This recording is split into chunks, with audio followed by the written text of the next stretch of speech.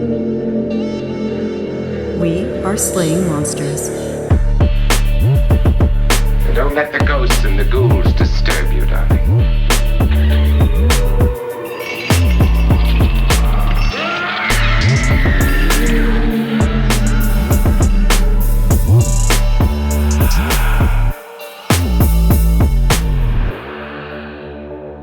I haven't seen Stargate for a long time. It's a movie I should rewatch. I've never seen it. You should see it. I should see it. I mean, you know, silly. it's not in the pantheon of like fantastic movies. Stargate is not gonna be up at the top. You know, yeah, But is like it not fantastic in the way that people try to tell you that Waterworld isn't fantastic? Because like, I feel personally, EJ, you're a little bit closer to Stargate than I am. I feel like Stargate and Waterworld are pretty comparable, actually. I honestly, real talk, I have not seen Waterworld. So oh, Really? sorry about that. Oh man, we gotta so watch good. Waterworld. Oh, it's so good. Yeah. I mean, it's not. It's really not, but it also kind of is. But I do you wanna know? Do you know the stuff about Waterworld though? How like at the time it was like so expensive to make because they had to film it all on the set because the whole world is flooded. So it's like Yeah. Titanic-esque in that, where you know you've got like a huge pool or whatever, and they're on this like abandoned oil tanker, and yeah, everybody just ripped it. Like it was just the worst movie ever. Yep. And Oh, yes. I know it was hated. is it good? Like, no. But is it good? It's fantastic. Like It's so much fun. Yeah, It's- it's Mad Max on the ocean, and it's fantastic. What's to hate? Yeah. Come on. what's to hate? Exactly. Anyway, I have not seen it. We will see it. We'll have to see it. I loved Stargate. I love Stargate so much that I started buying Fifth Avenue candy bars just to be like James Spader, because he ate them. Not Fifth Avenue. Was it Fifth Avenue? See, while you look that up, No. I've never seen Okay. Stargate. So, which I think I already said, sorry to our listeners, it's the morning. But Yeah, Fifth Avenue. I've never seen Stargate. So I feel like I should, especially if it has James Spader in it, because I love him.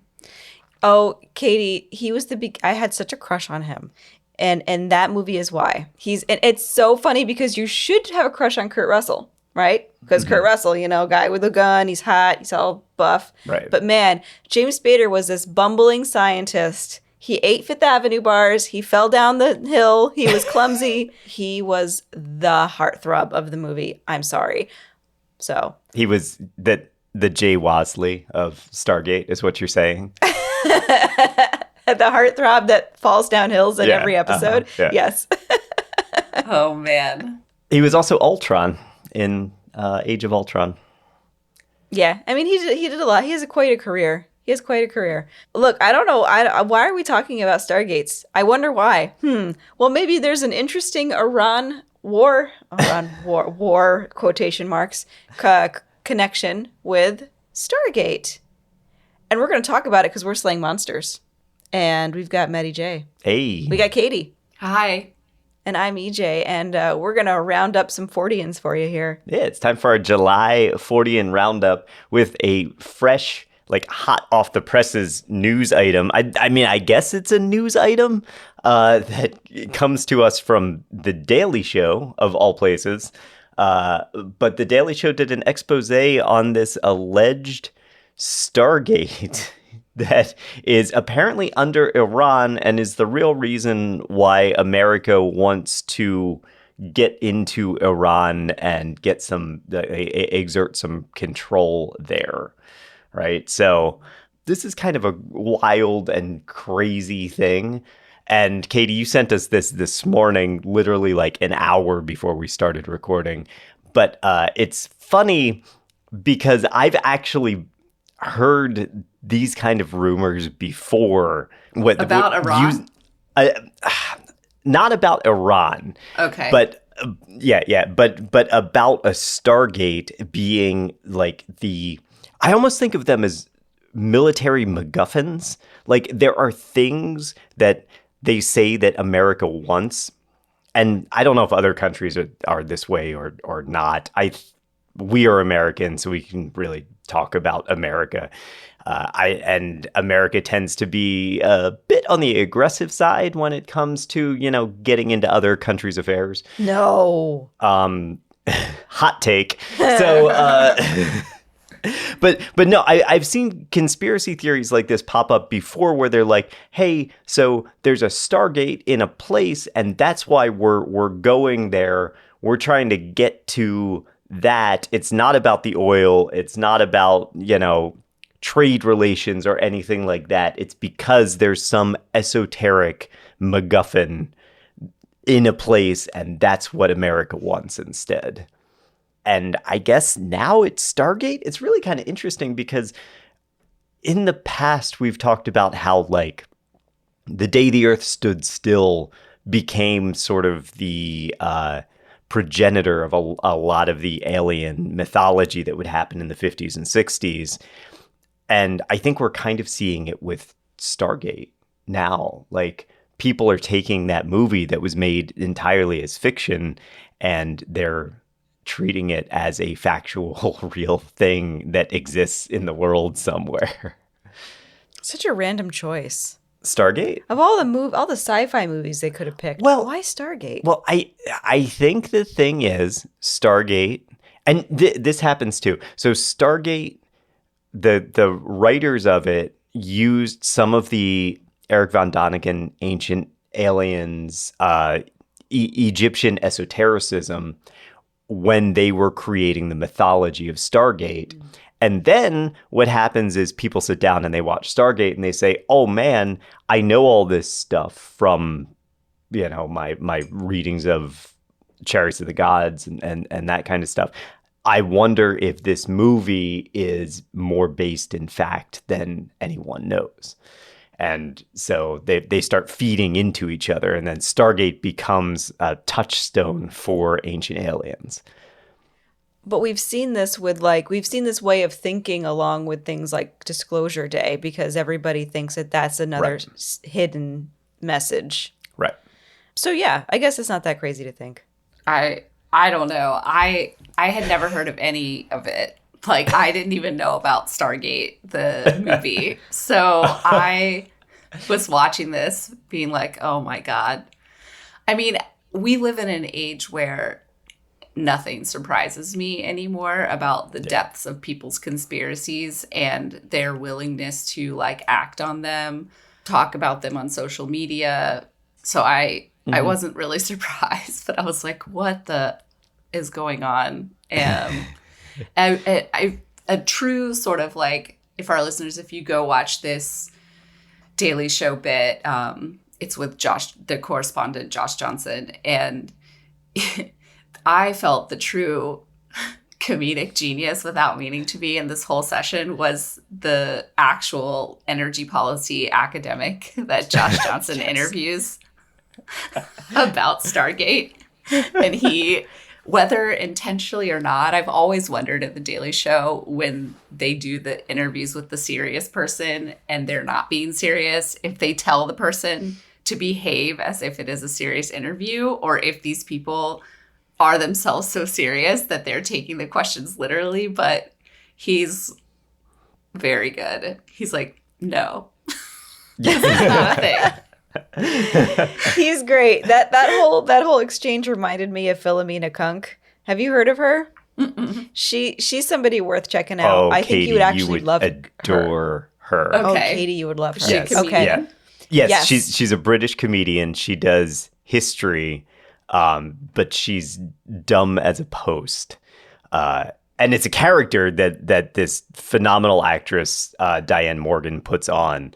But she's incredible, and it's basically like our programs of the Daily Show, just her interviewing people with the dumbest questions.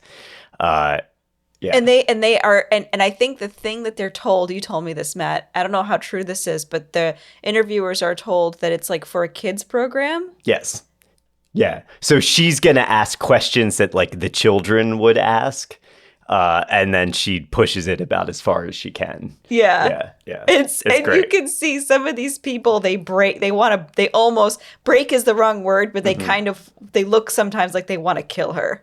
It's really great. Well, and that's what I mean is that like occasionally on the Daily Show, they're not sure what's happening. Like they start to look a little bit upset, and you're like, don't you realize this is the Daily Show? So like you have to know, right? Like it's not unpopular. Yeah, I always think it's funny because some people start to like laugh and not exactly get in on the joke, but think it's ridiculous that they're having these questions put on them. But then other people really do get upset. and yeah, I mean, you're on the Daily Show. Everybody knows what the Daily Show is at this point, right? Yeah. I mean, it's been on for 25 years or more. Yeah. So anyway, like I just had to bring that Stargate thing. It's a little last minute addition, but I thought it was hilarious and had not heard of this conspiracy at all. So yeah, well, and the whole Stargate, it also slots into that idea of like a zero energy weapon that we talked about back when we talked about the Die Glocke and the Nazi Wunderwaffen, like this whole idea that there might be some kind of energy source that someone else has, and if we could just get that energy source, we would fix all of the fucking problems in the world. Like we would fix climate change, we would fix your gas prices, we would create a whole bunch of jobs with this new energy source. But hey, Iran is like holding that hostage, so we have to go in and get it. I don't know, it's just a very popular talking point from the conspiracy theory mindset, or at least a subset of it right now.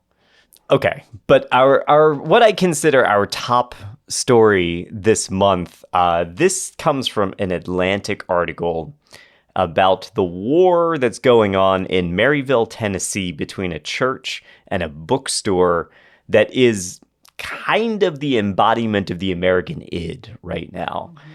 And I'm going to summarize this for our listeners, and then I want to get into this, and I'm really interested to hear what the two of you, as my resident Christian correspondents, have to say about this article. Oh, I have so many things to say. But so there's this church called The Well that was founded by Mike and Andrea Brewer, and they believe that according to Mike, they believe that their mission is to, quote, eradicate witchcraft and demonic activity in Maryville, Tennessee. And for some reason, they decided that the central hub of darkness in that town is Southland Books, which is an independent bookstore across the street from their church. Bookstore was there first, church moved in after. Now, the owner of that bookstore is Lisa Misowski, who has been running the store since 1992. And in addition to selling books, she also has a downstairs space called The Dungeon, which has a bar, which hosts role-playing games like Dungeons and Dragons. They have trivia. They have readings there, like author readings. And then they also host drag shows. And if there's one thing, or a couple of things that evangelicals can't stand, it's role-playing games and drag shows. And so the Brewers, when they established their church in 2021, they almost immediately decided that Southland Books was filled with demon worship and arcane rituals. And that's what was going on down there. In 2022, Mike released a video claiming that the bookstore was a, quote, regional demonic stronghold, and said that his group was going to take up arms against them in what he called a strategic level spiritual warfare. And let's just to clarify at this point in the story, when Mike says take up arms, he does not literally mean guns. He means prayer and things like that. Yeah, but So yes, but there's this entire like militaristic language that he uses throughout the whole thing, and in the sermons and everything, that feels like prayer is a weapon. And I think that is a very terrifying analogy that's being made inside the church right now. This like weaponizing the prayer, especially in a country that has so many like access to so many guns, and they're a very common American way of life, and I don't think that we should be normalizing that kind of violence through. Well, yeah. Yeah. I mean, no, I agree with you. I was just saying for the clarity of our listeners, because where the story is going is that, like, you know, there are people that then take it literally and feel called to arms to fight against these evil forces. And so I just think that that's an interesting, I think to your point, Matt, I think that's an interesting slippage in this story, that the people who are doing the preaching don't mean, and will say they don't mean, like physical harm, like literal weapons, guns, violence. But the people listening to them are like, okay, I have my guns. I will go do literal war on these enemies. So the Brewers, they believed that Southland Books was in league with the demon Lilith, the goddess of forbidden sexual desire. Lilith was only one of many demons that they believe exists. There's also Belial and Jezebel, and surprisingly, Thor and Odin, which just goes to show how little they actually read about any of these characters. yeah, another part earlier in the article, they talk about these two people who founded this church. They also were missionaries overseas. They went to India and somewhere else, I'm forgetting. But they were listing off the demons they were fighting. And it was just like a mishmash of the names of different gods of all different types of religions. And some were more like mythical, I think what we on this podcast would consider demons that we've heard about. And then some were just like names of gods that other religions have. And like some seemed like folklore type spirits. It was kind of crazy that they're just literally pulling from all over the place for the names of these spirits that they're fighting. Yeah, I kind of feel like Mike Brewer would go to Scotland and like go to Loch Ness and be like, oh, well, Nessie's obviously a demon. Like you don't even treat that as anything. You're like, oh yeah, Chupacabra, demonic monster for sure. Like, I guess. I think it's interesting because if they weren't so afraid of bookstores and actually read books, they would understand that the Christian God is derived from figures like Odin. It's just crazy. Well, and Thor is not a demon, and he never was. He's the god of thunder and protection, and he was a hero in Norse mythology. I know. I was like, such an interesting choice. Out of all the like gods of other religions, I feel like Thor is one that Western people are generally like, oh, he's a good guy. Dude, if you wanted a Norse demon, Fenrir is literally the wolf that brings the apocalypse. It's like right there for you. You could have done that. Like, so metal. Come on. Fenrir, yeah. But the thing is, so like there's this idea of thou shalt not have other gods before me. And there's this idea of polytheistic thinking. And it doesn't matter what foil you create, what monster you come up with, or semi or god, demigod or whatever. It's the idea of having idols. So they just want something to fight against. And what would be so amazing would be if the bookstore held Dungeons and Dragons, but it was a drag show, Dungeons and Dragons, and you had to dress up. The drag performers were the dungeon masters, and everybody had to dress up as well. I like that. Lisa Masowski, if you're listening right now, that idea is yours. Yes, Do please. it. Yeah. Dungeons and Dragons. Yes. Somebody must have done that already. Somebody must have done it already. Anyway, Okay, back to idolatry and whatever else we were talking about. Well, yeah, Mike Brewer considers himself an expert on demons, despite confusing them with Norse mythology. And there's a whole section of The Well. I actually went on their website. There's a whole section of it devoted to the supernatural ministry that they offer. They offer these online classes that cover topics like hearing God's voice and prophecy, and then a class on, I had never heard this before, vicious eschatology. Do you have any idea? Vicious eschatology? Do you guys know anything what that is? Never heard of that before. Okay. No, eschatology is making me the beginning of that word. ESCH etology. It's making me think of eschatological. What is that? Which I would not have been able to tell you the definition of the word, but Yeah. that's the word I was like, okay, I knew what the beginning of the word that you were saying was, because and it means the branch of theology and philosophy concerned with last things. And it includes concepts regarding the ultimate destiny of humanity, death, and the afterlife, the end of the world, and final judgment.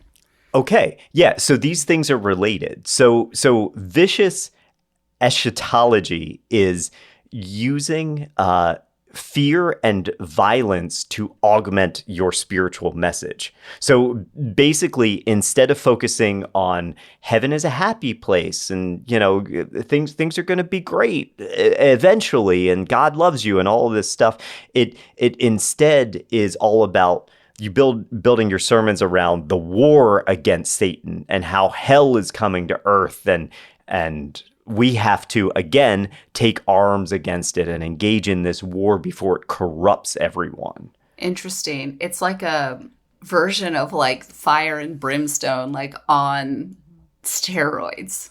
Yeah. Like that sort of old Southern Baptist way of preaching, but way worse. Yeah. Maybe. Yeah. It's very much the Cotton Mather, like sinners in the hands of an angry God, like that style, right? It reminds me of those sects out there that almost like fetishize their weapons and are building little military compounds. But it reminds me of those people, those sects that are out there.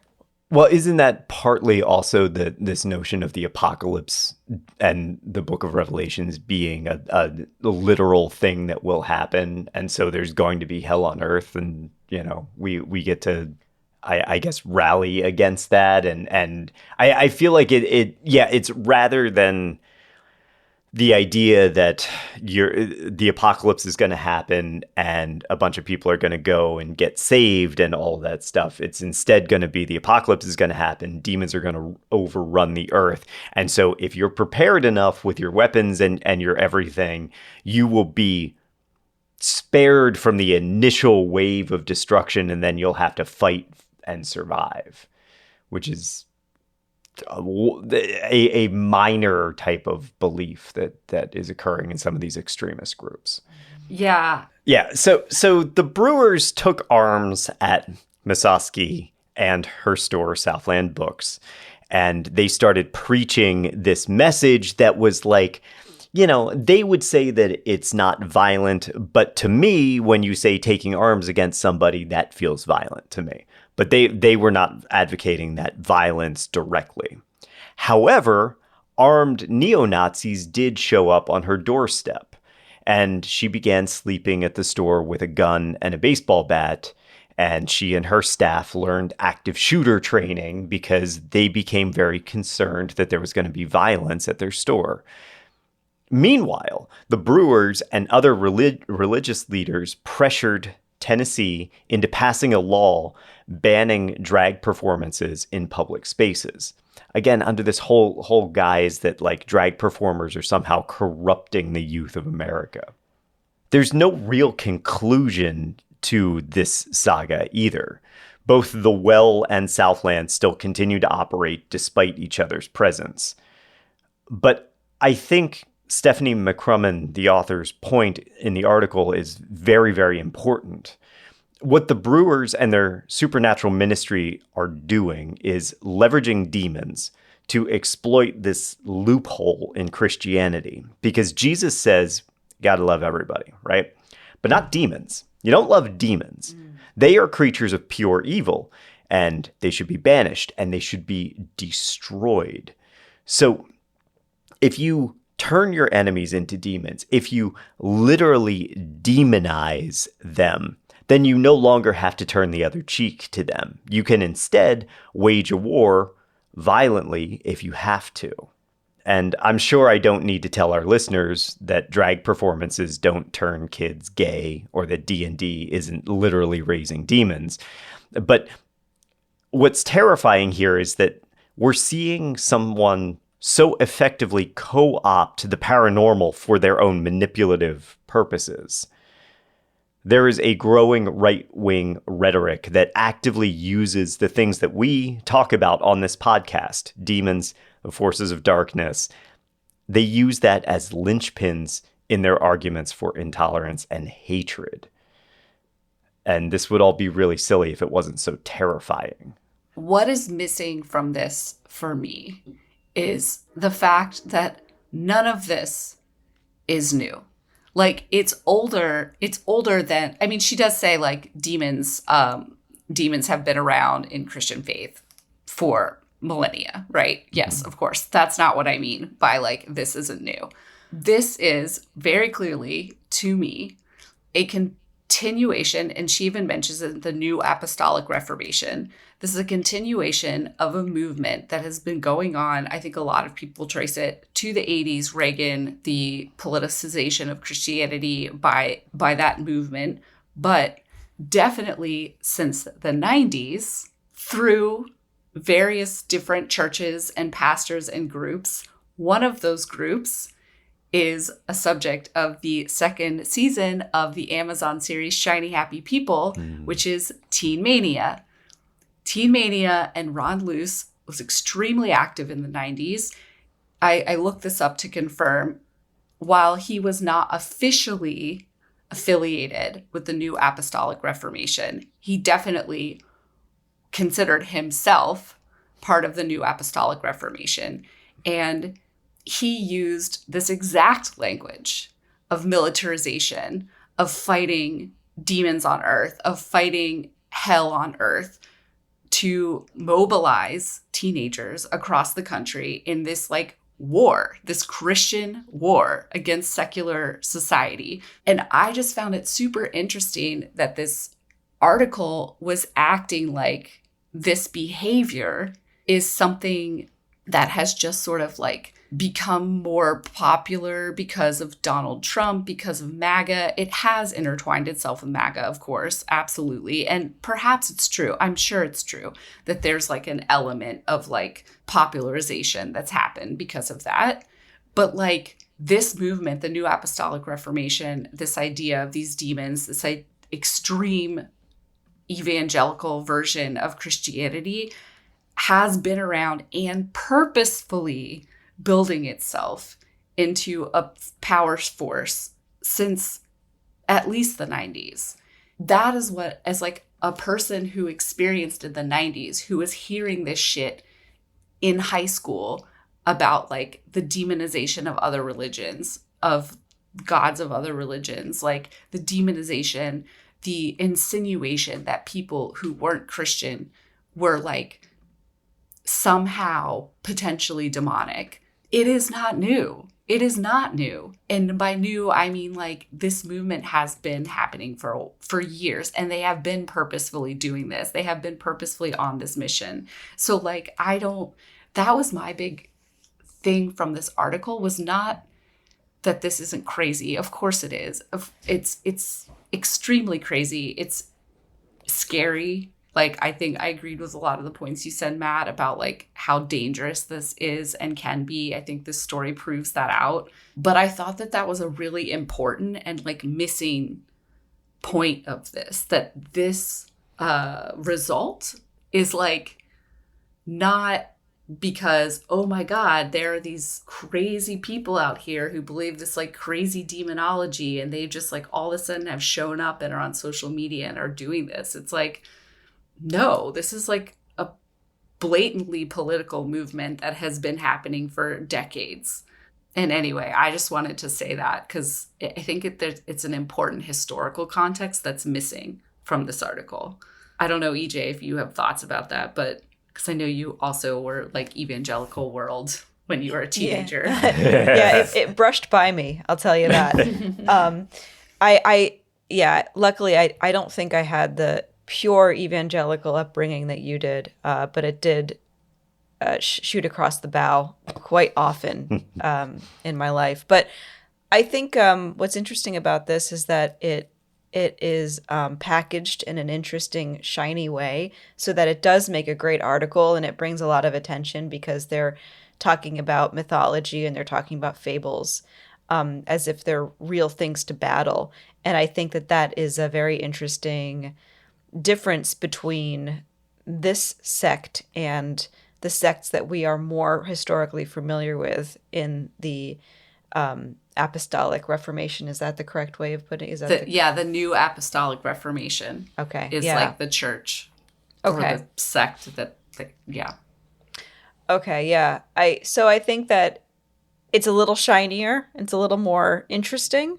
I think that's all part of the greater idea to militarize this. And I don't know, is it a small group? I think it's a small group. I think overall we have a country of a majority country of Christians who are, not involved in this shit and are like, kind and more Jesus-like and, just trying to live their lives and raise their families. But then we've got these very loud, dangerous groups that are out there that we really need to watch for. And I'm personally very, very nervous for this bookstore. But I don't know if that's much of a take, but yeah, I think that's a really interesting insight. And I'm glad you brought that up, Katie. In high school, once or twice, I participated in something called See You at the Pole. Mm-hmm. And this was, I just found this out. It was started in 1990 by evangelical youth groups in Texas. Basically, you go to the flagpole outside of your school and you stand in a circle around it and you pray for your school and for youth.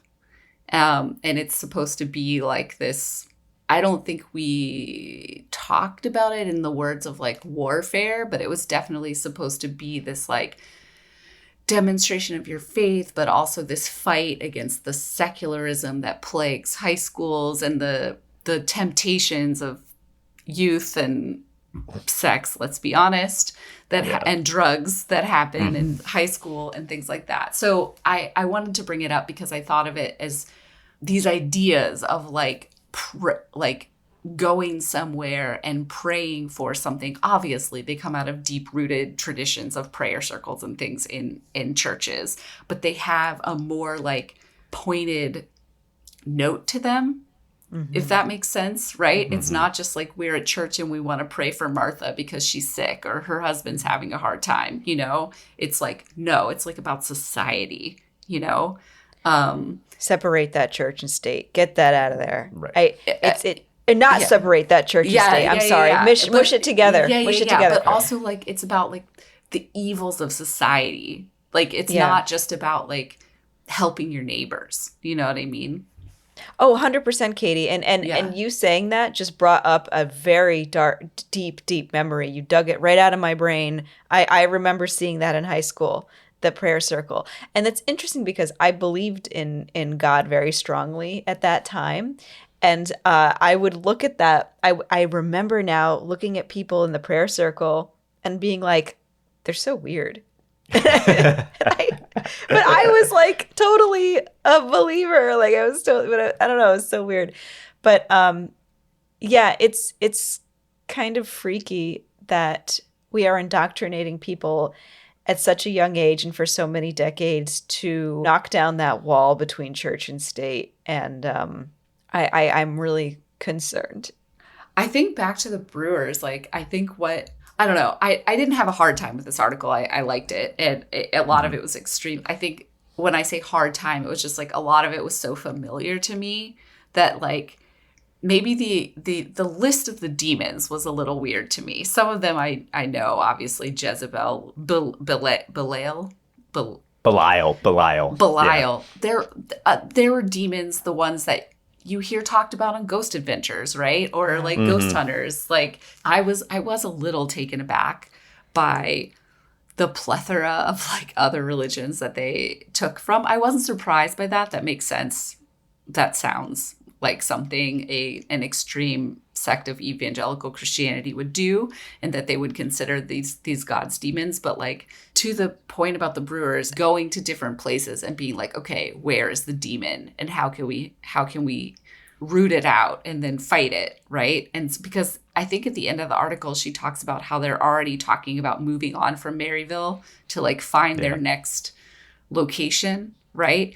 And so that has been a part of evangelicalism for centuries, right? Like, but there is something like new and sharper to it. To your point, Matt, about like it has like a televangelist feel to it. Like, we have to go somewhere new. Like, this is our money. This is our job. This is how we're making our money. So we've done all we can do here because we need a new market. The Stephanie McCrummen doesn't talk about it that way. I think there are a couple little hints to it because she talks about the classes that they offer and that they were in Florida and now they're in Maryville. They feel called to go there and all this stuff. But like, that was another piece of it that I was like, there's this little like undercurrent of like, well, this is our job now. We're not just like called to be preachers where we're going to stay in this small town for 50 years and like nurture the flock as a lot of pastors do, right? It's like we have to keep going. And I know some of it is like because that's what they believe, right? They believe that they're demon hunters and all the demons aren't staying in one place. But like, I don't know, that was the other little piece of it that I was like, I would like to plumb more the idea that these people are making money off of this. Yeah, and also spreading that idea too. Like you mentioned how they were in Florida, so you get in Florida, you are able to drop a little ink drop in the water there and let that kind of distill out, and then you go to Maryville and you do it again, and then you go to all these other places, and so you're creating sort of a web network as you travel as well. And there are a bunch of different places where your ideas can get traction then, right? As well as money. It reminded me of the similar structure in the first season of Shiny Happy People about the Duggars, the Institute and Basic Life Principles, which was started by that guy because that's what the Duggars came out of. And that was like religious adjacent thought process. And then it would like, he would sort of like, as you were saying, Matt, like put the dropper in these different churches. So it wasn't, and that's how you sort of start talking about it in these little pockets. And then it's very decentralized in the way that it's like popping up and people are starting these churches and people are starting this way of thinking. And it's not its own church. It could happen. It could take root in like a Methodist church or a Baptist church or a Protestant church or whatever. And I feel similarly about what the Brewers are doing. Right? Like they could sort of go anywhere and like get people to start thinking about it this way, like the world in this way. Yeah. And it actually makes me think about the news item we had last Fortean about the exorcist who was relieved of his exorcism title because he was becoming too loud on social media regarding the demons and the fight and all of this. And that feels like the Catholic Church trying to draw a very hard line in the sand between them and saying like, no, we don't weaponize demons. And this new apostolic religion that's sort of embracing it and saying, we do. I think it's very scary because we participate in a lot of this in kind of a fun way. You know, we watch Ghost Adventures and, Josh Gates and all of these things. We kind of laugh about them and we whatever. like it. And genuinely, I love and those we shows. do. Yeah. And it's entertainment, and it's funny to watch a group of people stomp around the woods and look for Bigfoot and stuff. But I do think that it creates a pathway and an inroad for people not to think critically and rationally about the world around them. And I think that can very easily become weaponized. And we've talked about this before, but when they kind of are bedfellows, that if you have people who are already kind of primed not to think rationally, then when you start to give them explanations for things that are a little bit on the fringe side, they're more inclined not to think critically about whether those explanations make sense. And I mean, that sort of points back to the Stargate thing. You know, it doesn't make sense that we're looking for a Stargate in Iran. But when you have a population that is already believes that they're having like demonic raising ceremonies at every single D&D session, then that idea is a little bit more palatable for those people. You're absolutely right. I think this is a great transition to our next to our next article. Yes. Our next article, which is a very bizarre piece of news that James Franco might have an alien in his house. Really, we think. So James Franco has now shared multiple videos on TikTok showing an alleged gray alien stalking around his property. He released multiple videos in which he claims they were shot on home security cameras, which show the alien creeping through his yard, through his home, and also raiding his fridge. The videos themselves are pretty clearly fake. The alien really looks like a person in a mask, and it's been suggested online that it might actually be Jason Nash, a comedian who has performed stunts while dressed like an alien. This mask looks a little bit different to me, but it would be in line with those other antics. I don't know what the end game of this is. James Franco does have some films on the way. I don't know that any of them involve aliens. I don't know if the alien videos are for promotion of them or if they're just a way for him to stay relevant, because he's been on a Hollywood blacklist for a couple of years after allegations that he sexually assaulted women at his film school, Studio 4. So I don't know if that's just a way for him to like shift the narrative around himself or what. He has claimed that the videos have been taken down and that he's being silenced Men in Black style. So I don't really know what to make of any of it, except there's not an alien in James Franco's house. But what do you think, guys? Listen, I'm no fan of James Franco. I mean, the man was like an egotistical ass before he was accused of sexual assault. Yes. But like, I think this is genius and hilarious. I think it's all an act. I think it's an artwork. Like, if I had to guess, I think it's some kind of performance artwork, whether it's promoting something that's coming or if he's just, him and his friend were like, you know what we're going to do this. Because prior to him starting his TikTok account a month ago, he had no social media presence. So this is his first foray into social media. And why not like make it some kind of like mini movie, essentially, that he's like unfolding over TikTok. He's an actor. He's a good actor. I mean, again, a shithead and a sexual assaulter, but he is a good actor. He's a good actor who has done mainstream things, but also I think is kind of known for liking to do like more weird, like complicated roles. And like, I don't know, I watched his TikTok video and I was like, this is a dude pretending to be a conspiracy theorist who, like, the way he's talking, the way he's like, the kinds of things he's saying, the fact that he's like, I'm going to release it on 7/13 at 7/13, like, yeah, that's what I think this is. And I'm like, I don't know. This just seems like classic James Franco to me. Like, this seems like classic early 2010s, what we knew James Franco for to me. And he's just doing it on social media with aliens because it's like clearly fake. Yeah. And so people being like, oh, is James Franco disturbed? Does he really think this is real? Is someone playing a prank on him? I'm like, no, he's making a movie on social media. Like, that's what I think it is. I think it's kind of cool. It's a cool idea. I mean, is it going to get him back in like Hollywood's good graces? I don't know, maybe, but like, that's what I think is going on. And I'm not mad at it. I think it's kind of funny. Not even mad, bro. No.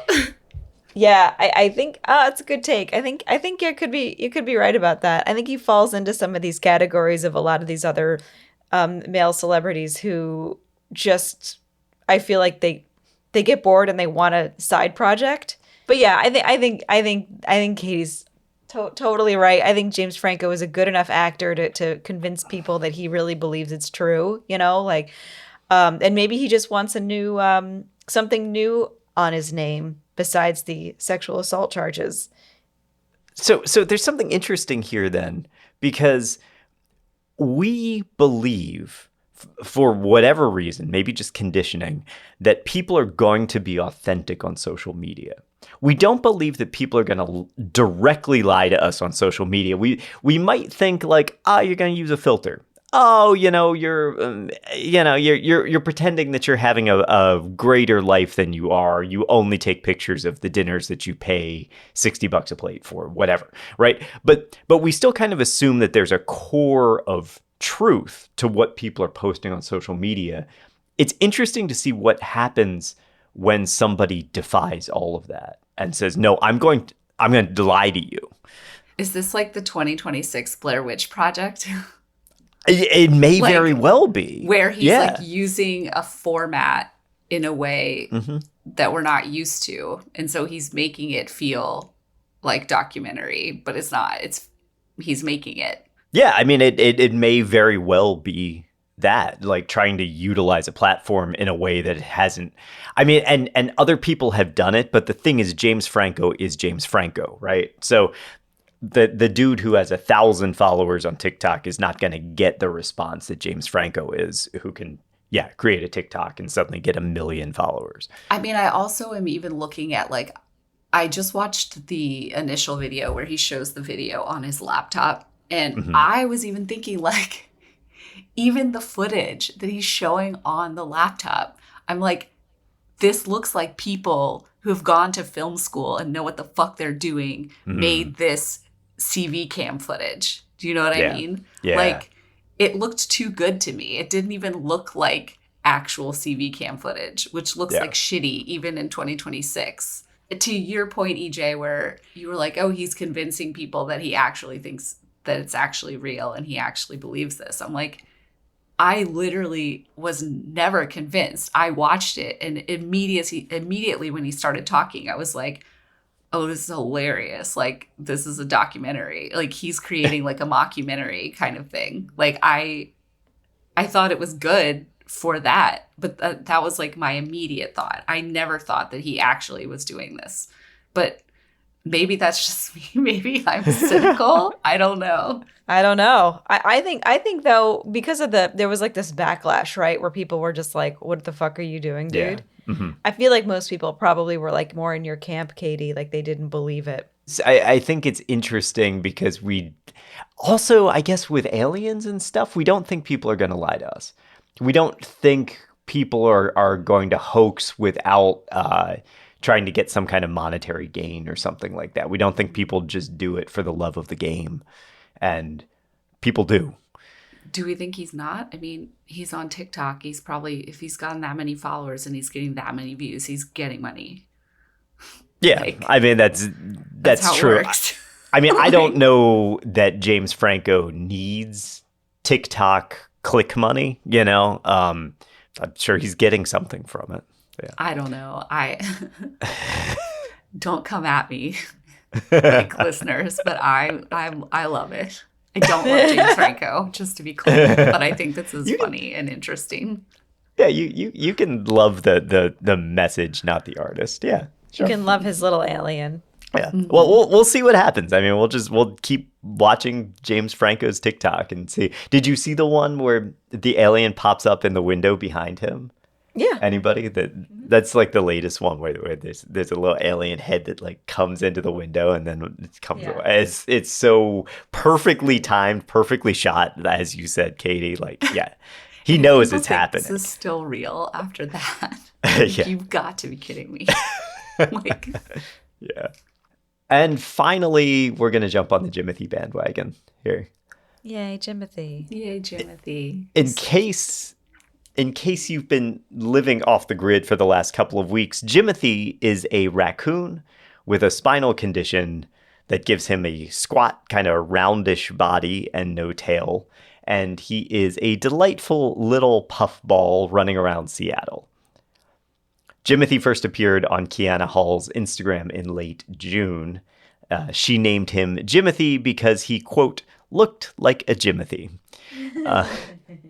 That video went viral, and that little raccoon has been in the news and everywhere ever since.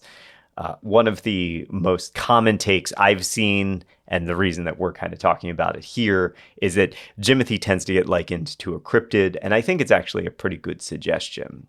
Because a lot of times when we talk about these strange animals, it's through the lens of like looking for a new species, like our living dinosaurs that we are talking about right now, right?